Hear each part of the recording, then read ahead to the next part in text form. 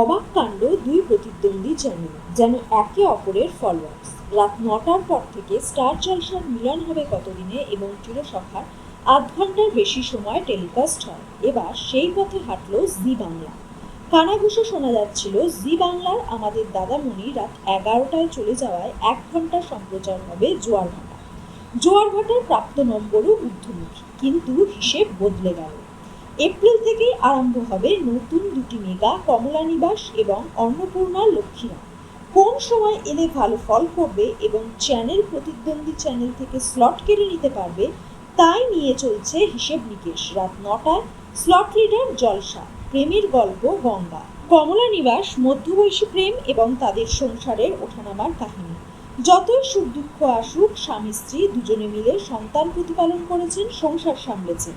একটু ভিন্ন স্বাদের গল্প। এত দ্বন্দ্বের মাঝে একদম অন্যরকম সিদ্ধান্ত নিল জি বাংলা। স্লট লিডার এবং টিআরপি বেশি থাকা ধারাবাহিকগুলোর সময় পরিবর্তন করল। আরম্ভ হওয়ার পর থেকেই একটানা ভালো ফল করেছে পরিণীতা। জলসার পরশুরাম আজকের নায়কের সঙ্গে প্রতিযোগিতাও দারুণ, তবুও সময় বদল হলো। পরিণীতা দেখানো হবে ৮টা থেকে ৮টা ৪৫ পর্যন্ত। জোয়ার ভাটাও ৪৫ মিনিট দেখানো হবে।